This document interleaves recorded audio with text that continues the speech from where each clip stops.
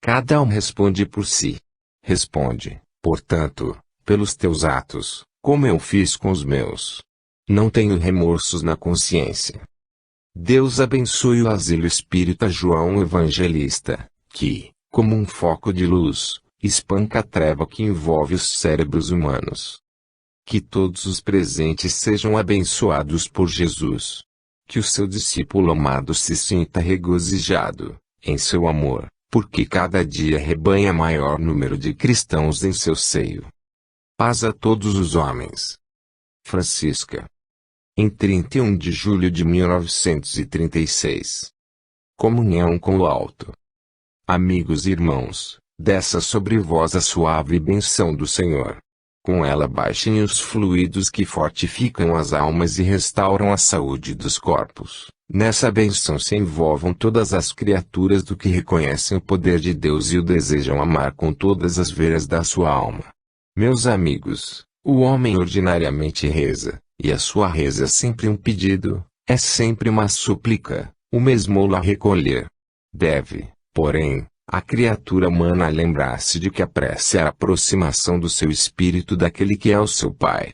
Se um filho se aproximasse do seu pai, unicamente nos momentos em que precisa suplicar-lhe isto ou aquilo, não seria correto o seu proceder. Nadando na abundância, na fartura, vivendo bem, material e espiritualmente, não se deve esquecer dessa aproximação proveitosa. Assim o filho amante do seu Pai divino, deve se aproximar dele, pela prece, pelo prazer íntimo de comungar com aquele que é a verdadeira vida, e que só proporciona, aos seus filhos, meios de salvação, meios de felicidade. Todas as vezes que um punhado de crentes, como este agora, se reúne com as vistas voltadas para o alto, esperando de Deus graças infinitas, faz bem, deve assim proceder, comungar o pensamento do alto, conjugando com o seu próprio, procurando tornar homogêneo aquilo que muitas vezes é heterogêneo, procurando pensar bem para poder atrair melhor. É assim que deve proceder a congregação espírita. E sabeis por quê? Porque os vossos amigos do além incessantemente trabalham em vosso favor, eles não se cansam, não vos esquecem um minuto, jamais olvidam a situação financeira e espiritual dessa casa, que vos pertence. Incansavelmente os vossos amigos se desdobram, a procurar meios de facilitar a vossa tarefa, e, quando os vossos pensamentos afinam com os deles, porque orais com fervor, porque voltais as vistas para o nosso Criador e Pai, facilitais sua tarefa. Assim como eles facilitam a vossa, vós, por vossa vez, facilitais as deles. Meus amigos, todas as vezes que é vossa corrente de pensamentos, adversa, sobe, não neutraliza, porque não tem esse poder, mas embaraça a ação do fluido bom. Dá-me a impressão de que os vossos pensamentos sobem como a fumaça, que o mais leve vento transforma e espalha. Quando, porém, o pensamento sobe sereno, firme para o bem, vai de encontro, rápido, como uma seta, ao pensamento do guia, e esta comunhão de pensamento desenvolve a ordem de fluidos capazes de fazer a prece subir em seu esplendor sereno, até alcançar as altas camadas espirituais. Há pensamentos, meus amigos, que contrariam os bons, são pensamentos inferiores. Por vezes no decorrer de uma explanação espírita alguém lança um pensamento impróprio da ocasião, e esse pensamento se parece com o fluido maléfico que tolda o ambiente, por alguns instantes como que a ação bondosa fica suspensa. Ele não a pode interceptar, mas prejudica a parte receptora, que, neste caso, é o homem. Suponde que num ambiente perfumado, doce, de exalações suaves, aromáticas, subitamente alguém lança um gás pestilento, provindo, talvez, de um charco, como acontece muitas vezes nas grandes cidades quando estão sendo tratados os esgotos. E aquela exalação pútrida, infecta por momentos a cidade. Assim faz o pensamento mau em um local onde tudo é harmonioso e suave, aquele pensamento como que lança um fluido grosseiro no meio e perturba o lugar onde ele se manifesta. Orai, meus amigos, sempre com fé. Pedi a Deus as bênçãos de que tendes necessidade, mas orai com os pensamentos juntos, coesos, firmes, todos, para o alvo supremo que é a misericórdia de Deus. O asilo Espírito João Evangelista pode e há de receber grandes bênçãos. Várias vezes desta mesa vos tem sido anunciado o que se espera desta casa. Cuidai, portanto, pessoalmente, cada um de vós mesmos, cada um de si, do seu pensamento, do seu interior, para que quando se ajuntar com seus irmãos, o seu fluido bom, o seu pensamento honesto, possa se ligar ao pensamento transmissor da prece, que é o Espírito guia. Desta forma, colhereis bons resultados para vossos trabalhos. Avante, pois, com coragem e fé. João de Freitas. Em 4 de agosto de 1936. Fazer bem sem ostentação. Deus vos ampare, meus irmãos. Confiados na guarda segura do amor de Jesus, podereis contar com dias melhores para o futuro, podereis contar com uma vida além, radiosa e bela. Meus amigos, muito vos tenho dito e repetido aqui, neste local, quanto espero do futuro desta casa. Quando assim falo, louvo-me na opinião daqueles que são os nossos mestres comuns. Sempre repito, com segurança, que o asilo espírita João Evangelista, defendendo a causa nobre que defende, só pode esperar as bênçãos de Deus, e tenho-vos feito ver, mais de uma vez, que o homem que deseja fazer jus a estas bênçãos divinas, deve procurar agir sempre com a segurança de um cristão, com os propósitos de um espírita, com o desejo sincero de um verdadeiro crente. Volto a afirmar aquilo que tenho dito tantas vezes. Muito espero do futuro desta casa e apelo, meus amigos, para a vossa boa vontade. Deve ser um esforço coletivo este de impulsionar uma obra como esta. Sei que as dificuldades materiais, no plano em que habitais, são grandes. Sei que aqueles que podem mais vêm-se a braços com grandes crises, que as dificuldades financeiras assoberbam aqueles que alguma coisa possuem. Mas não é o esforço de um que se pede, é o esforço coletivo. E, aqueles que não podem agir materialmente, deem a colaboração do seu talento, da inteligência com que Deus brindou os seus espíritos, a lisura do seu caráter, a boa vontade, a energia, ornamento das criaturas do que pensam bem. Quem dirige uma associação, como esta, não pode perder de vista o alvo principal da caridade, fazer bem sem ostentação. A ostentação é que estraga os planos bem formados, porque a exteriorização de uma ideia, com vaidade, prejudica o fim. Conservai-vos sempre, na humildade em que nascestes, pedi sempre a Deus suas bênçãos espirituais e vereis como, pouco a pouco, as bênçãos materiais vêm chegando, a alavanca forte do progresso material. Vereis, caros irmãos, como virá o socorro em tempo oportuno, para que a nau da caridade cristã não sossobre.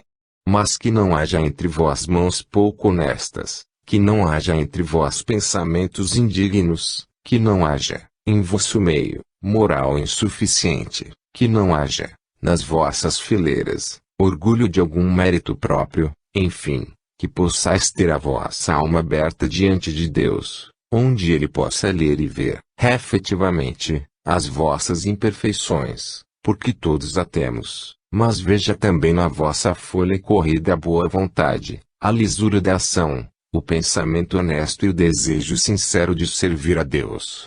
Com esses predicados essenciais avançareis muito e nós teremos o prazer de dizer que não perdemos o tempo, auxiliando os nossos irmãos peregrinos da terra.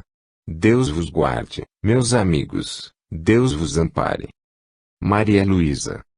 Em 4 de agosto de 1936. O verdadeiro roteiro. Amigos e irmãos, paz e luz.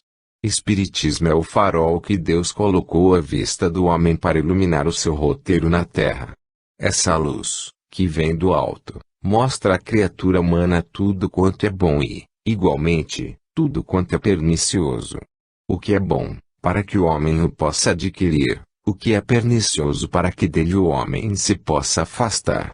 Diversos caminhos são apontados para o além.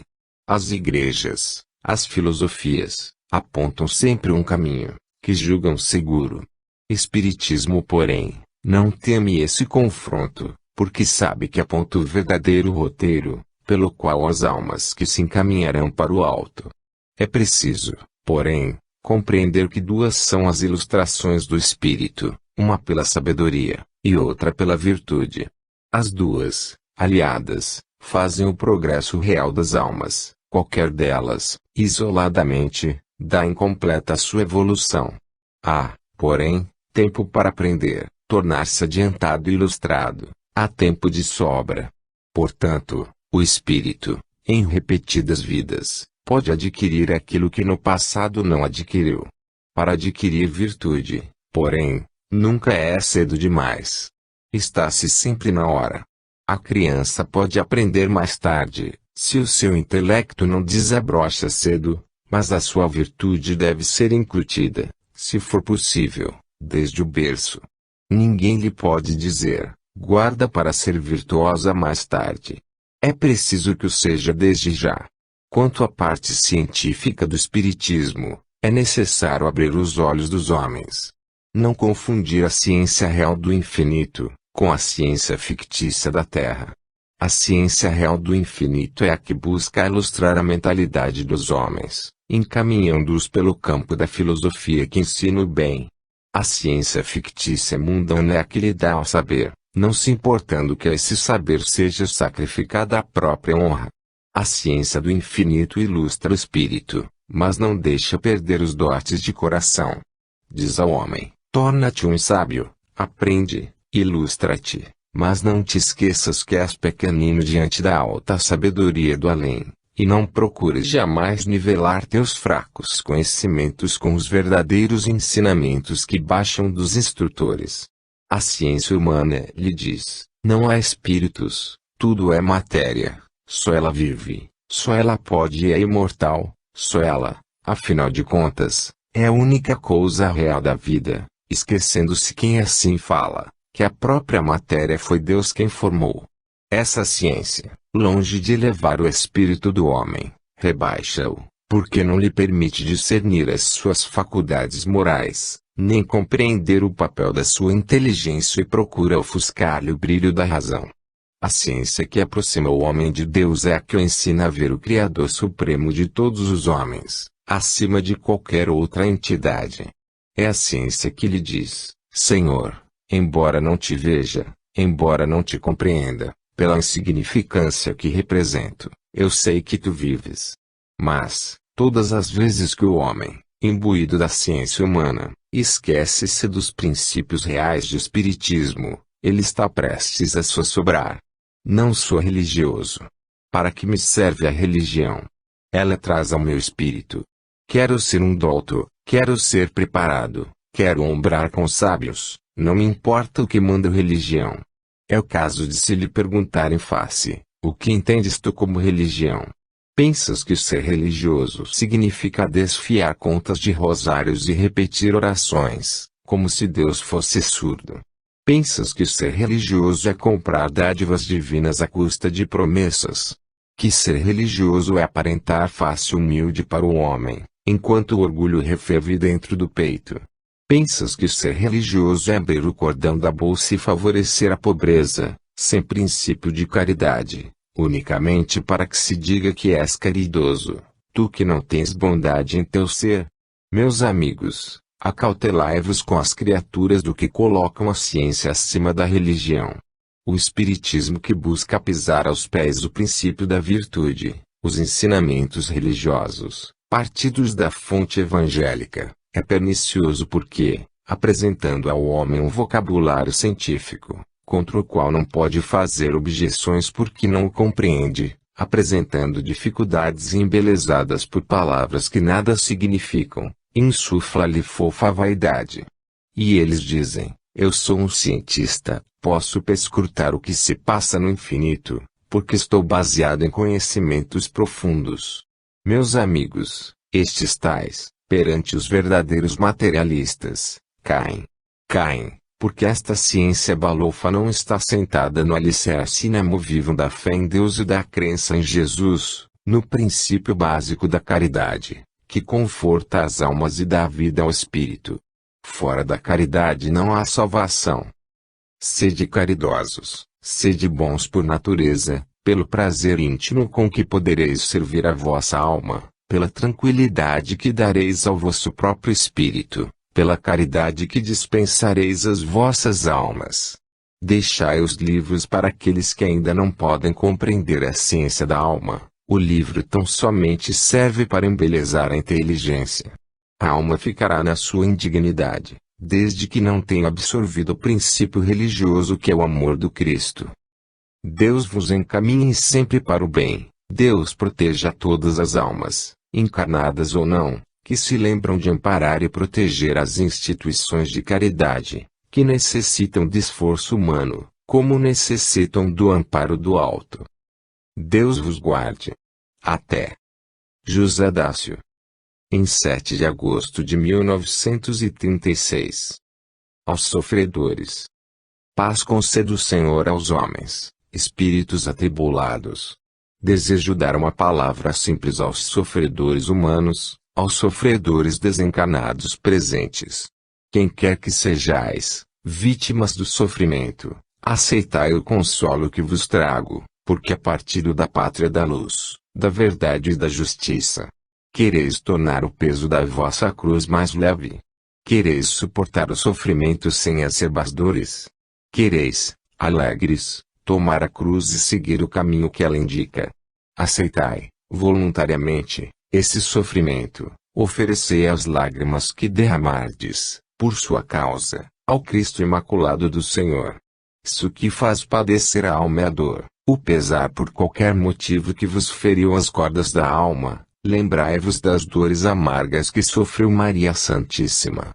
Se não dores atrozes que afligem o vosso corpo carnal, dores que vos fazem dar gritos de sofrimento, lembrai-vos que Jesus, em seu corpo sacrossanto, padeceu as mais dolorosas dores que um ser vivente pode suportar.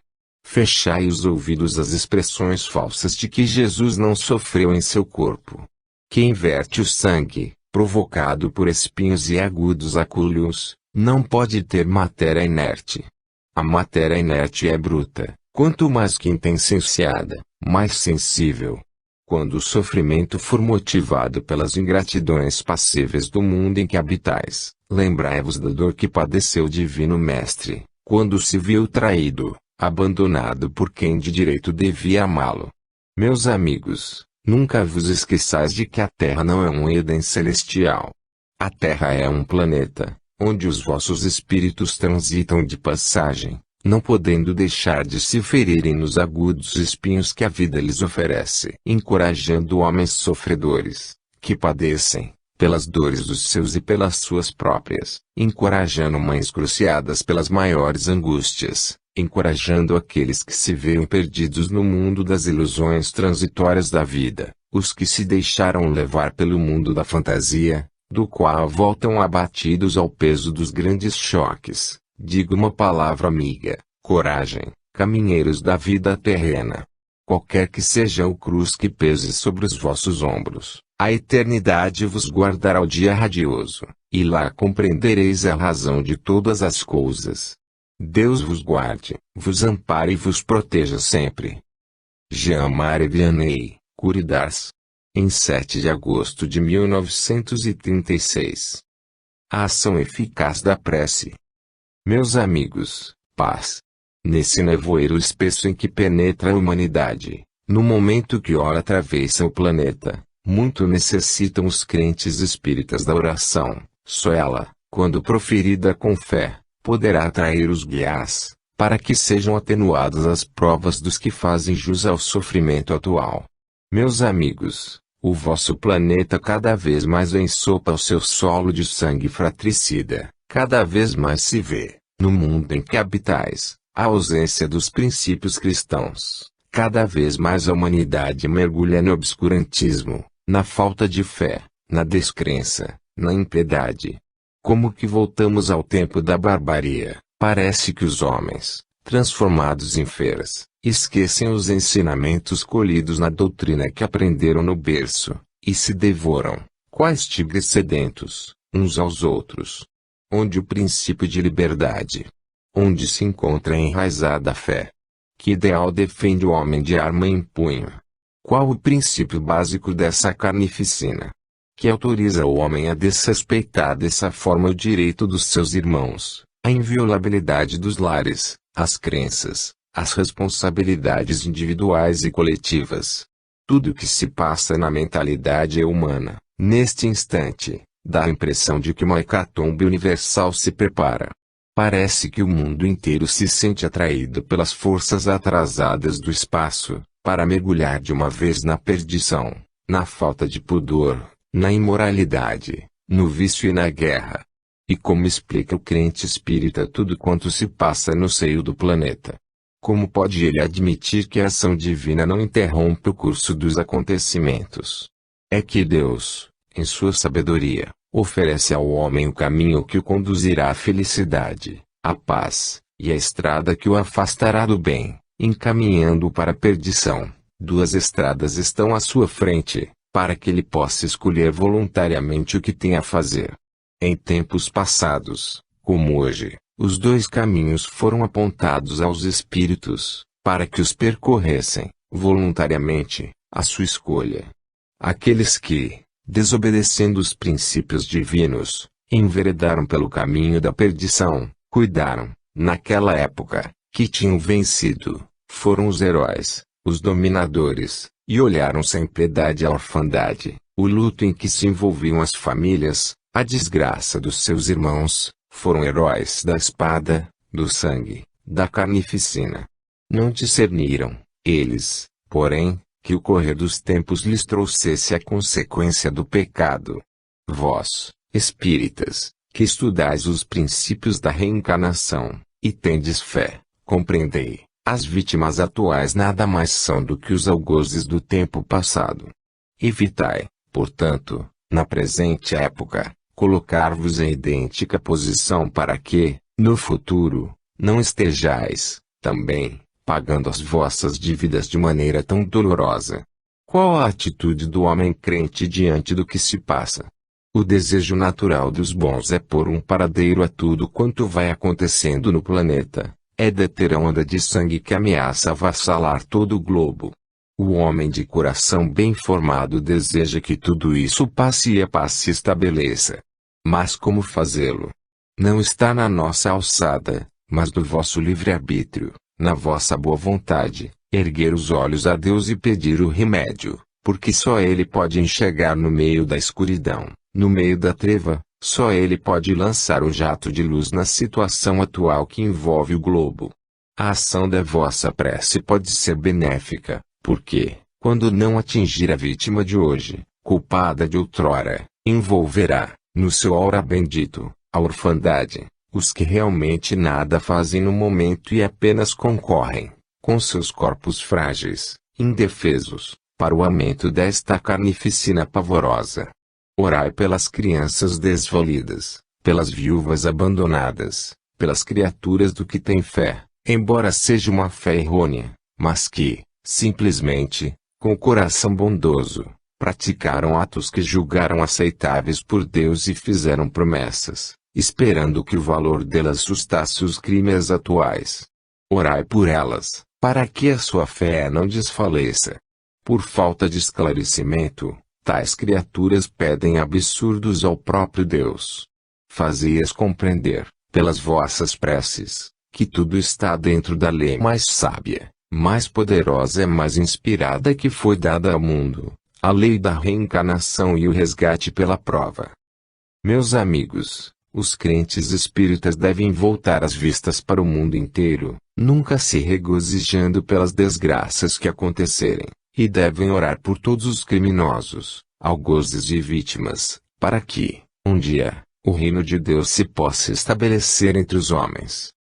Deus vos ampare, Deus vos proteja, Deus vos inspire sempre.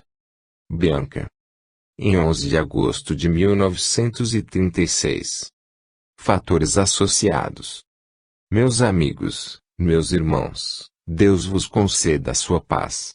O Asilo Espírita João Evangelista necessita neste momento que todos os seus membros, fervorosamente, procurem gravar em seus espíritos os preceitos sagrados do cristianismo. Para que o asilo possa progredir não é necessário apenas o alimento material, que tanto interessa os seus componentes. Sei que a parte material do asilo comporta um interesse real e necessita, de fato, de muita meditação, de muito esforço, de execução prática. É preciso, porém, que os diretores do Asilo Espírita João Evangelista e todas as pessoas interessadas no seu progresso, se compenetrem de que, sem a orientação fiel do alto, o asilo não poderá se manter, nem progredir. Não deixeis que as preocupações materiais da vida absorvam de tal forma o vosso pensamento, que coloquem estas coisas acima dos interesses espirituais.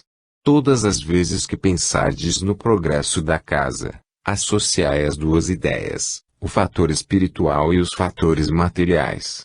O fato espiritual é o conselho do alto, a direção sábia daqueles que podem mais, a convicção firme na certeza da fé, e a esperança de que Deus não dá pedras a quem lhe pede pão. A parte material deve ser posta em plano subalterno se bem que nada se mova sem o que se diz, capital. Este capital não resolve, porém, dificuldades espirituais. E vós, pelas palavras do próprio Cristo, sabeis que nem só do pão vive o homem. Eu pergunto de boa fé, espírito intencionado de fazer bem a todos vós, o que já faltou para o alimento das vossas crianças. Qual foi a necessidade premente em que se viu esta agremiação? Qual o problema de origem material que ainda não teve solução? Em que angústia já ficastes, por não saberdes o que havias de comer amanhã? Nunca se deu este fato dentro desta casa. Por quê? Porque, procurando os meios materiais para angariar o sustento, nunca perdestes de vista o alimento espiritual que tudo determina e dirige. Pois bem, continuai firmes, mantendo as vossas crianças, como outrora o israelita, sabendo que seu pai lhe forneceria o alimento para o dia seguinte, porquanto ele estava ao seu serviço. Vós também estáis debaixo da proteção do Espiritismo, cumprindo a moral de Jesus como ele deseja que ela seja cumprida. Tende vossas consciências abertas diante de Deus, onde seja vista a sinceridade em toda a sua lisura. E assim, não podereis esperar senão que se cumpram as promessas que de lá vêm. Os fracos na fé argumentam muito, em demasia, com as coisas da terra, com a carestia, com a alta dos preços, com a subida do câmbio, com a queda do mesmo câmbio, enfim, com o movimento financeiro essencialmente. Uma casa como esta, certamente requer todas estas preocupações, mas repito, sejam elas colocadas sempre em plano subalterno. O homem deve preocupar-se sobretudo com o seguinte: serei eu a nota dissonante neste concerto harmônico? Haverá alguma coisa em mim que prejudique o meio onde estou? Estará o meu espírito pouco evoluído, desmoralizando a associação a que pertenço? Estará a minha vida seguindo o rumo que Deus mandou? Dentro desta casa estou com a sinceridade de uma alma cristã, buscando fazer aquilo que é possível às minhas forças realizar, ou, pelo contrário, posso e não faço, escuso-me. Recuso eu trabalhar na vinha do Senhor, ou emprego a minha inteligência e o meu esforço em fazer, com sinceridade a parte que me toca. Esta fiscalização constante da moral do indivíduo faz com que tudo mais seja suprimido pela excelência dos guias. Ponde de lado essas virtudes, e cuidai tão somente do metal sonante, e vereis que não ides avante. Harmonia, meus amigos, de vistas e de ação. Harmonia de interesses espirituais e materiais. Espíritos burilados, polidos, religiosos sem fanatismo, preocupações sérias do cumprimento do dever, contas pagas em dia, recusando as despesas que não possam ser feitas, afastada, de lado, qualquer superfluidade, e cada um que tiver um pouco mais, lembre-se que está no seu dever de auxiliar os que têm menos. E, assim, tudo irá bem. mas não perder, jamais, de vista o alvo supremo, que é a confiança naquele que aceitou a incumbência da direção da casa. Deus vos guarde, Deus vos inspire, e vos faça proceder com reta justiça, no cumprimento das vossas obrigações dentro desta casa. Que assim seja. Max. Em 11 de agosto de 1936. Realizações. Amigos amados, prezadíssimos irmãos, eu vos saúdo na fé espírita cristã. Congratulo-me convosco, minhas prezadas irmãs e queridos irmãos, pelas intuições que costumais receber do alto, às quais buscais dar cumprimento, executando a vontade dos vossos maiores. Assim deveis fazer em todo o percurso de existência terrena. Deus concede, para a direção de cada espírito encarnado, um guia tutelar que lhe aponta o caminho a seguir e o procura desviar dos óbices comuns à trajetória terrena. Deus coloca tais espíritos ao alcance do chamado dos seus tutelados, e é com sumo prazer que eles atendem a estes chamados, quando lhes suplicam bênçãos, conselhos espirituais, direção, enfim, para aquilo que não se acham aptos a realizar. Tendes orado, meus amigos, e vossas preces têm subido a Deus por intermédio dos vossos guias, rogando uma orientação para acontecimentos da vida, em que o vosso descortino é ainda pequeno. Fazeis bem, assim procedendo. Louvando o vosso gesto, venho dizer, meus amigos, o asilo espírita João Evangelista, que recebeu a intuição de realizar-se, instituir-se, fundar-se, no local em que se encontra, deve continuar a executar o seu programa, sempre dentro dos limites traçados por uma fé razoável. Não consintais que o fanatismo vos bata às portas, encontrando-as abertas, porque, quando o fanatismo empolga a razão humana, ele a obscurece, e a razão é lâmpada que deve estar sempre acesa para o descortino da verdade. Não deixeis, porém, que os ensinamentos lá de fora, os pensamentos obscuros, subordinados a interesses inferiores, perturbem a fé, a paz tranquila da alma, o andamento do trabalho, enfim, a execução do vosso programa. Espírito adiantado, de grande saber, de caridade apostolar, proferiu certa vez palavras, ouvidas por mim, as quais foram registradas fielmente, e se encontram ao alcance de quem as quiser examinar. Não vos dou mais ensinamentos, para que não se aumente a vossa responsabilidade, os que possuís são suficientes para a vossa meditação. Traduzi o pensamento do Espírito, talvez não seja este o seu texto, mas é a síntese. O mesmo digo eu neste instante, quem tem um ideal traçado a seguir, guie-se por ele. Quem traça um plano e concebe a sua execução, não volte atrás para outra realização. Vós, por exemplo, tendes um programa a seguir, um fim a colimar, aliás supremo, e outros que a ele se prendem, pelo interesse material. Os interesses materiais também são sérios, e vós o sabeis. Pois bem, o fim mais alto a colimar é a evolução dos espíritos, pelos ensinamentos e prática da verdade cristã, absorvida nos preceitos do Evangelho. O que a ele se subordina é a ampliação do trabalho espírita, granjeando crianças para amparar, proteger, instruir e educar e, quando permitirem os recursos, estender essa caridade material à velhice desamparada. Quem possui um programa desta ordem a cumprir, tem muito a fazer. Não é preciso ampliar aquilo que, se está restrito, é para que mais facilmente seja cumprido. O vosso programa ainda não está no seu completo desenvolvimento. Não só a parte que diz respeito à infância necessita de muito trabalho, muito esforço, muito sacrifício e dedicação, como o trabalho relativo à velhice desamparada, igualmente, necessita de muita meditação, muitos recursos, muita habilidade. Como quereis ampliar ainda mais o programa? O trabalho é grande e os obreiros são poucos. Coligai as vossas vontades no esforço supremo, juntai-vos, concebendo planos de desenvolvimento daquilo que existe, para melhor. Tudo, porém, dentro das possibilidades reais, e não das realizações imaginárias dos cérebros fantasistas. O asilo espírita João Evangelista necessita da realidade em si, da realização do seu ideal. É preciso que se veja, que, realmente, o que se pensa fazer seja feito, e não estejais a idealizar castelos que ventos posteriores venham por abaixo. Não sou pessimista, meus amigos, bem ao contrário, vejo adiante, no horizonte da fé um porvir auspicioso para a casa do apóstolo amado do Divino Mestre, vejo este porvir, e espero, dos meus irmãos congregados a realização do que sabem ser o direito.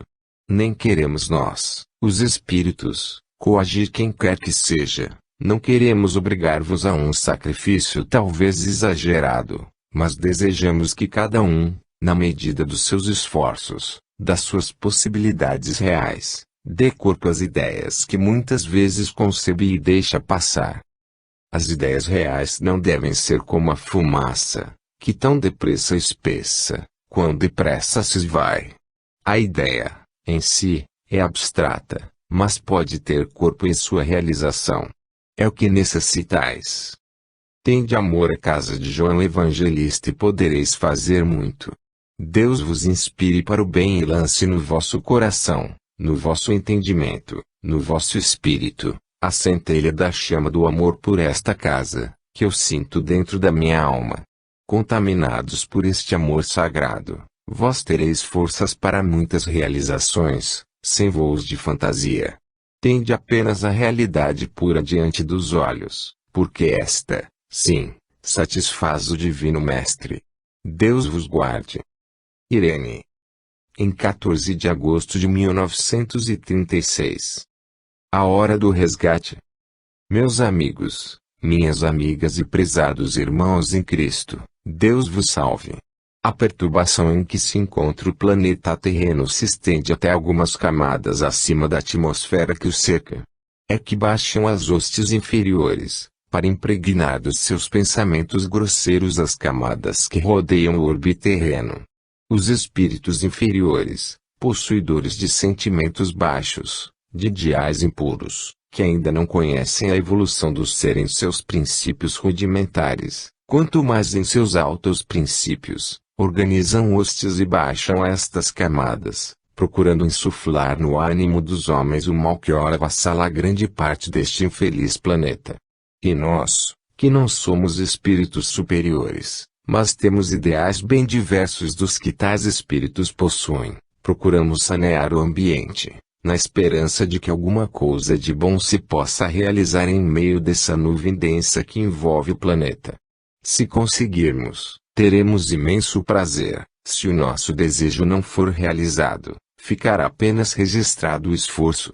Fazendo um estudo da razão destas coisas, deste desmantelo geral, deste desequilíbrio em que se encontra a Terra, nesta falta de moral, da religião deturpada pelo homem, refletimos na sua pouca sabedoria muita verdade, e compreendamos que certamente há uma razão que autoriza e prevê todos os acontecimentos funestos que atualmente se desenrolam.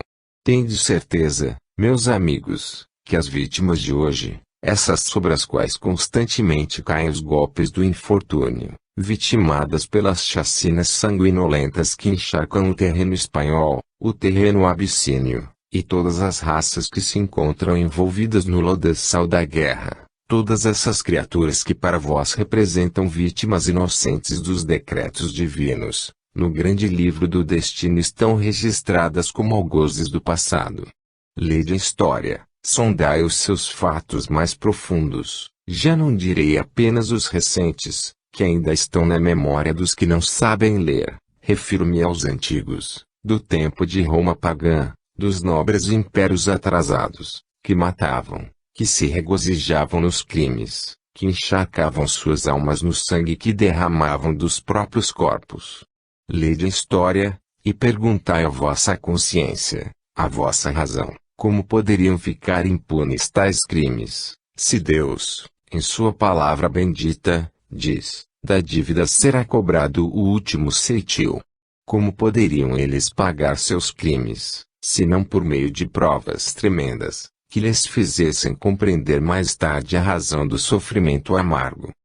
Meus amigos, não sejamos juízes pessimistas da ação presente. Tudo se encadeia no mundo, o passado ao presente, este é o futuro. Tudo acha-se intimamente ligado, concatenado, seguindo o curso real das consequências. Para que não houvesse a hecatombe que ora existe em vosso globo, seria preciso que o passado não o tivesse ensanguentado, com a história negra, que tão bem conheceis, envenenamentos, trucidamentos, assassinatos, homens e mulheres aspirando sangue, almas de hiena, verdadeiros corvos, panteras, leões em forma humana, mais tarde quase regenerados de todas essas culpas e tendo envergadura moral para suportar a prova. Nós, quando estamos na Terra, presenciamos fatos horrorosos, e dizemos, como pode acontecer uma coisa destas? Será possível que Deus esteja dormindo no trono da sua glória? Então, a majestade divina não olha para o seu planeta, pequeno na superfície, porém grande em seu valor, porque foi visitado pelo Cristo. Dar-vos-ei a resposta deste questionário, não por ciência minha, mas daqueles que realmente sabem e podem dizer, desde o princípio do mundo o homem envereda pela senda do crime, é fratricida, parricida, adúltero, assassino, cheio de grandes culpas e vem sempre, passando pelo crisol da dor, do sofrimento para resgatar seus horrendos crimes.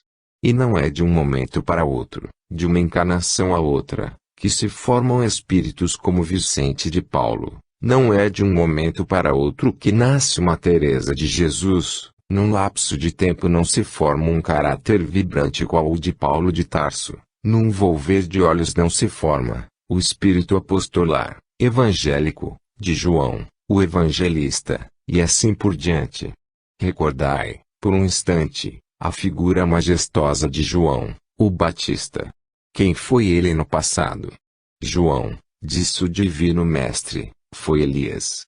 Quereis saber quem era Elias? Lede a sua história. Não convém reviver páginas tristes, quando o seu espírito se encontra em tal magnitude. Meus amigos, é certo que a humanidade padece, que os homens de bom pensar sentem as suas almas contristadas pelo curso que tomam os acontecimentos, pela página negra que a história escreve neste momento. É certo que as almas buriladas pelo sofrimento, em outras vidas, se compungem ante o quadro desolador que apresenta a Terra. Mas tudo tem a sua explicação e ninguém pense que é um descalabro. É hora do resgate, da prova que se cumpre. A alma do passado vem nesta vida purificar-se, pagar a sua dívida. A posição das criaturas espíritas, não só eu vô-lo tenho dito, na minha inferioridade, como espíritos luminosos têm vindo dizer, a hora do momento, é de prece. Ninguém se esqueça, perante Deus não há espanhóis, não há etíopes, não há estrangeiros, todos são irmãos. Orai por todos, sem exceção. E que estes homens que batalham por esses ideais sanguinários, todos se congreguem ao pé da cruz do Calvário, e defendam o estandarte glorioso do cristianismo, para que as suas almas, voltadas para o bem, apaguem a mancha dos seus crimes e fiquem purificadas, e brancas como a neve. Então se cumprirá a profecia daquele que outrora falou, se as vossas almas forem vermelhas como escarlate, elas se tornarão brancas como neve.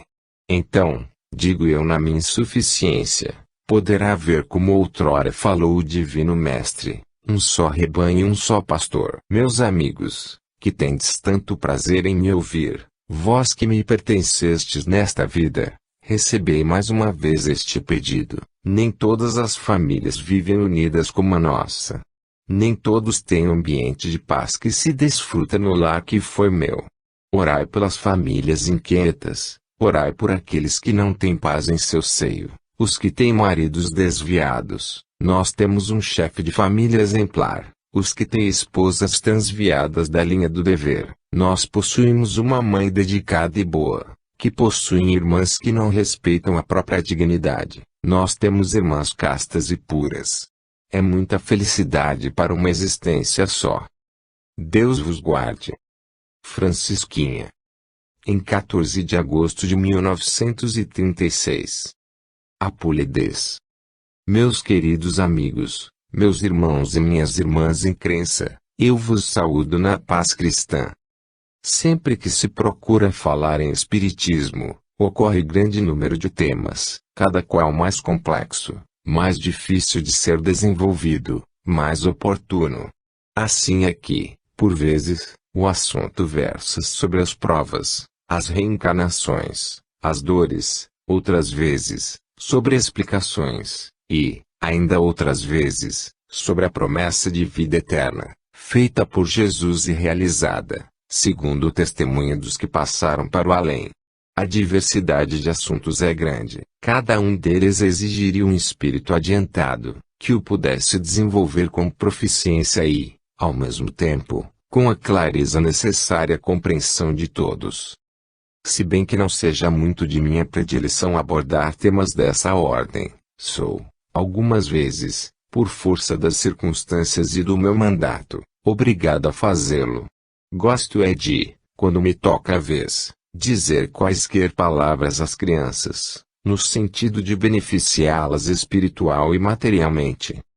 As crianças aprendem com facilidade, guardam nitidamente o que se lhes ensina e, por sua própria natureza, gostam de seguir os conselhos que parecem acertados à sua imaginação infantil. Nada tenho a dizer delas senão o bem. Mais de uma vez lhes tenho falado desta mesa e, com prazer, tenho visto imediatamente obedecidos, fielmente seguidos os conselhos que lhes dou. Assim pois, animada por essa condescendência infantil venho dizer às crianças que, mais uma vez, lhes dirigirei a palavra hoje. Venho pedir-lhes que guardem em seus corações, em seus sentimentos, em seus espíritos, a necessidade que há de se prepararem, desde hoje, para enfrentar a vida com uma certa calma, com um certo critério, com uma certa energia, temperando, porém, tudo isso, com uma dose farta de polidez. A mulher não pode dispensar, em condição alguma da vida, esse verniz, que amacia e suaviza o seu proceder. Agir com firmeza, com energia, não exclui a necessidade da polidez, ao contrário, a energia é mais firme, a ação é mais enérgica, quando expressas em palavras francas, mas polidas. É hábito, entre as crianças, sobretudo no seu meio próprio, tratarem-se de maneira pouco delicada umas às outras. Isto não é bom porque lhes deixa o hábito de proceder sempre assim, excedendo-lhes até a própria expectativa, quando estendem esta maneira de agir e de falar aos estranhos, que não convivem debaixo do mesmo teto. As meninas devem ser corteses, delicadas nas aulas, nos recreios, nas refeições, nos estudos, nos dormitórios, na sociedade, enfim, em toda parte devem ser amáveis, tratáveis, obedientes e polidas. Ainda mesmo quando há causa de aborrecimentos, e ninguém se pode cimir a eles, uma vez que são tão comuns na vida de relação e surgem a cada passo, ainda mesmo nessas circunstâncias, é preciso que a polidez seja inerente à criança. Não se deve perder a delicadeza em condição alguma. Suponde, por um instante, que as criaturas humanas, especialmente as mulheres, deixam de proceder assim. Todos de comum acordo, passam a viver sem a natural cortesia que devem ter uns para com os outros. Cada um dirá o que pensa da maneira mais grosseira, de modo violento, responderá mal, e, não satisfeito, gesticulará mal e exprimir-se-á pior. Que resultará dessa balbúrdia? A sociedade, o meio em que se vive tornar-se-á uma coisa simplesmente insuportável. Assim pois, enquanto estamos na terra, para não sermos desagradáveis a nós próprios, devemos corrigir essa grande falta, porque, uma vez passados para o mundo além, ipso facto perderemos tais maneiras. Há criaturas realmente adiantadas, relativamente à sua instrução, às quais falta, entretanto, esse que elegante de polidez, característico das criaturas bem formadas. Aprendei, pois, meninas, a vos comportardes sempre dentro das normas da educação que acabo de traçar. E se vos falo desta maneira, é porque tenho interesse em que sejais benquistas, simpatizadas e estimadas por todos, e francamente elogiadas, pela verdade que existir na vossa conduta delicada. Nunca respondais por maus modos, nunca façais gestos impróprios para meninas educadas. Escolhi, como tema, para a preleção de hoje, a polidez, aconselhando-vos a serdes delicadas e afetuosas umas para com as outras. Estes conselhos não vos podem, de forma alguma, melindrar, porquanto não envolvem censura, são apenas advertências. E assim como outros espíritos venham conversar com os adultos, é bom que, de vez em quando, alguns se ocupem convosco. Nós costumamos fazer assim. Certamente, preferis os conselhos da vossa outra amiguinha, tão caridosa e boa e que tanto se preocupa convosco. Mas eu sou também vossa amiga e gosto de vos falar, e faço-o com toda a franqueza. Guardai, pois, estes conselhos, e aliai à vossa educação, esse elemento de grande valor, a polidez. Deus vos guarde. Maria Luísa. Em 18 de agosto de 1936. Independência de caráter. Meus amigos e prezados irmãos, quando se busca elevar uma causa acima do que a mentalidade humana pode compreender, tem-se, muitas vezes, desilusões que muito amarguram. Quantas vezes, bem intencionados, nós nos aproximamos dos homens que supomos de boa vontade, esperando o socorro, o auxílio que possam prestar, para maior impulso da causa material de espiritismo na Terra. Quanto à espiritual, não nos preocupamos, está entregue a bom timoneiro, não havendo, portanto, perigo, que ventos contrários a destrocem. Nós, os espíritos, temos vontade firme de encaminhar os homens pela senda da virtude e do dever, fazendo-lhes sentir a necessidade do desempenho dos compromissos assumidos perante os guias espirituais, no além. Sentimos-nos, entretanto, verdadeiramente amargurados, porque vemos que, não obstante nosso esforço, o trabalho que nos pareceu tão proveitoso, redunda em coisa alguma. Quando há de a criatura humana compreender a falibilidade dos seus propósitos? Quando deixará o homem de lançar contas para o futuro, que está nas mãos de Deus, e que ninguém pode prever? Quando compenetrar-se a criatura terrena de que deve cuidar do presente, porque ele é que prepara o futuro? Ao contrário de um proceder assim correto, o homem faz cálculos sobre coisas em que absolutamente seu livre-arbítrio não pode intervir, tal como o dia de sua morte. Por vezes, aproximamo-nos de pessoas que muito podem servir nas situações difíceis das casas de caridade, incutindo-lhes a vontade de fazer o bem, e percebemos que elas recebem as intuições, para, minutos depois, quando nos afastamos, replicarem: Deus há de me conceder muitos anos de vida, e, então agirei, hei de trabalhar muito na grande seara, porque, certamente, não partirei já. Nós não podemos prever a partida de ninguém. A vida e a morte acham-se nas mãos de Deus, único conhecedor da sua hora e tempo. Um aconselho, pois, aos homens de boa vontade, que pensam no seu futuro espiritual: não deixeis para amanhã o que pode ser feito hoje. Há bem pouco tempo, trabalhava eu em situação idêntica, esperando um resultado feliz. Não posso assegurar que tenham falhado meus planos, como também não devo dizer que nada mais espero. Entristeço-me, porém, porque percebo a pusilanimidade do caráter, a fraqueza do pensar de quem poderia raciocinar melhor, a hesitação, a dubiedade de pensamentos de um ser que não tem motivo para pensar mal. O que concorre, porém, para tudo isso, é a corrente do mundo, o pensar alheio, porque o homem é sempre um escravo da opinião dos outros. Dificilmente encontrareis alguém que se liberte dessa influência. O homem quer sempre saber o que pensa do seu irmão. Firmar alicerce sobre o critério dessa criatura, resolver planos sobre os planos desse alguém, discernir situações segundo a opinião de outras criaturas. Por que não consulta ele a sua própria consciência? Devia perguntar-lhe: que me dizes tu? Como posso ser justo na situação presente? O que me aconselhas nesta hora? Não o faz, porque a consciência é a verdade, e essa exprime a justiça, aponta o erro, condena a fraqueza. E, assim sendo, não pode ser ouvida, antes, tem de ser sufocada, abafada. O homem não a quer ouvir, e consulta na terra, sábios, cuja mentalidade já não tem o calor de outros tempos, cuja inspiração hoje não se baseia em princípios que outrora aceitou, cujo corpo débil pende para a cova. E são eles os mestres da terra, as mentalidades célebres, os doutores da lei. O procedimento de tais pessoas, porém, é desculpável, o que não acontece por parte dos que têm obrigação de agir direito, dentro dos preceitos da doutrina. A independência, meus amigos, é a principal coisa que o homem deve desejar, para sua pátria, para sua consciência, para sua família. A dependência, em qualquer circunstância, é escravidão.